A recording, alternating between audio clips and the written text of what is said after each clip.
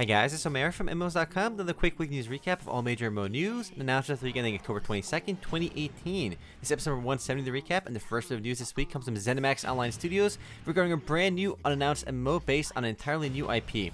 So you're seeing Elder Scrolls Online in the background because Zenimax Online is best known for ESO, but a job posting on their career section revealed that the company is hiring a core tech programmer for a new project based on an exciting new IP, and mentions that it'll be for the PC and consoles, and also lists MMO development experience under the desired skill section, so it'll most likely be an MMO. Given that they're still hiring people for this new title, I don't think we'll be getting any kind of official announcement anytime soon, but it's also refreshing to see a major Western studio continue to work on new MMOs on the PC instead of just mobile games. It does make me hopeful that the PC has a much longer life for MMOs than I expected, which is definitely a good sign. Next up, the previously announced but slightly delayed Dark Reaches update for Tera officially launched this week, which introduced new Apex skills for 6 of the game's classes, as well as 2 new high-level dungeons, a UI update, and more. The new Apex skills are available to players after they complete the Velika Banquet questline. The 2 new dungeons are tuned for level 65 players and include a new Stormcry equipment chest and more. Tera's a bit of an oldie, but it's still pretty popular. It's one of the first big games to drop its subscription and go free to play. Actually, it's been forever since that happened, but for those that don't know or don't remember, Tera was once a subscription-based game at launch, and only after going free to play did it get really popular. Next up, a bit of unfortunate news for Dirty Bomb, the free-to-play FPS from Splash Damage. The tactical shooter, which was once published by Nexon, is no longer in active development. Splash Damage announced that they'll no longer be developing the game, but they won't be shutting the servers down so long as the game maintains enough interest to keep the servers running. But don't expect any new updates going forward. All Merc Pack DLCs will also be refunded since the game won't be getting any new mercenaries going forward. Dirty Bomb averaged about 650 or so players on Steam at any given time over the last 30 days, which certainly isn't bad, but it's down big from over 2,000 players it had last year.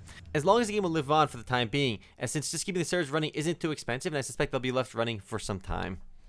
Next up, some pretty big news from Warframe. The previously announced open world Fortuna expansion has a launch date now. Well, a launch month rather. It'll be launching in November on the PC, and like all previous expansions, will be free for everyone. Expect the console version shortly afterwards. Fortuna will introduce a new open world area called Orb Valis, new Warframes, gear, and much more. And Warframe remains one of the most popular free-to-play games on Steam, and averages over 51,000 players at any given time. I suspect that this number will jump massively once Fortuna launches, just as it did with Plains of Eidolon. So it'll be a big update similar to Plains of Eidolon because it'll be adding another open world zone to the game.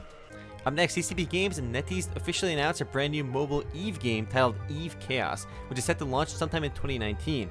And while EVE Online got bought out by Pearl Abyss earlier this year, this mobile game is being developed by the Chinese gaming giant NetEase, which isn't exactly a household name in the West, but they're the developers behind Revelation Online, Rules of Survival, and Crusaders of Light. EVE echoes promise to deliver many of the same features that made EVE Online a standout game on the PC for the last 15 years. Namely, the mobile version will be a player-driven sandbox experience where players can explore a massive galaxy, form corporations and alliances, plot trade routes, and more. And actually, the video in the background is a gameplay trailer for EVE Echoes, so visually it looks pretty good for a mobile game. Time will tell whether EVE fans will embrace this or not, because mobile EVE kind of sounds sketchy, but we'll see how it ends up doing. And again, we have no release date for it, but it'll be launching sometime in 2019. Moving right along, some good news for Star Wars The Old Republic. The first 2 story expansions for the game are now available for free until November 1st. Anyone who types the code Revan's Fate on the redemption page gets access to Rise of the Hutt Cartel, which is for level 51 to 55 players, and Shadow of the Revan, which is for level 56 to 60 players. Along with the default free campaign, anyone can now enjoy Star Wars The Old Republic from level 1 to 60 for free. If you never played The Old Republic, now is a good time to give it a chance. The code to unlock these 2 freebies is only good until November 1st, so might as well redeem it while you can. Next up, we have a brand new trailer for an upcoming MOBA titled Ascendant One from South Korean game studio DevCat, which is the company behind Mabinogi. The game appears to be a sci-fi twist on Greek mythology, as all characters revealed so far are based on or named after Greek gods. Given the countless MOBAs that shut down over the years, though, I'm not too optimistic on this one. I mean, Nexon's newest MOBA Hyper Universe is set to shut down too, so I don't know why these companies keep trying to make MOBAs. DevCat Studio, though, has a lot of success with Mabinogi in the past, so maybe they'll do something different. We'll have to wait and see. No word on release on this one just yet, and definitely no word on a Western release date either, but if it does well in South Korea, I'm sure we'll get it here in the West. And speaking of Nexon, remember how we said Hyper Universe is shutting down in South Korea? Well, what do you know? It's also shutting down now in the West on December 19th, with the cash app closing on November 15th. I predicted last week that the Western version will also shut down before the year end, and I'm not surprised that I was right. Good news for Xbox players, though, as Nexon will be keeping that version running, at least for now. Up next, Halloween hasn't arrived in Kritika Online, but it's more than just events. The game's newest update launched this week awakens the Valkyrie class, which is actually its second awakening. The update also adds the Steelbone Shipyard and 5 additional floors to the arena, maxing it out at 75.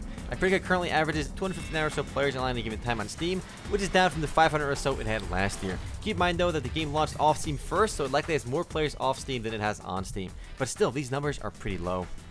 Next up, remember all that nonsense about Black Desert Online, Russian servers shutting down and losing all player data? Well, a crisis averted apparently. Pearl Abyss and the game that came to some kind of agreement to transfer all player data over to Pearl Abyss when they relaunched the game in the region, so characters will not be lost. Up until just this week though, it was looking real dicey for players because Pearl Abyss and GameNet were both blaming each other. If I had to guess, Pearl Abyss probably resolved this issue by forking over a bunch of cash to GameNet to get that player data. So despite what you might think about Pearl Abyss, I think they did the right thing in this case, at least for its Russian players.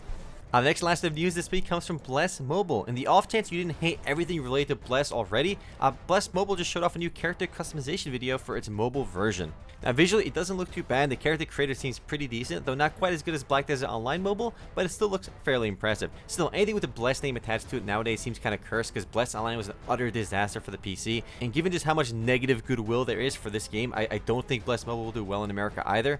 But who knows? The game is called Bless Unleashed though, but it's not quite out in South Korea or America just yet, but it's just showing off some trailers just now.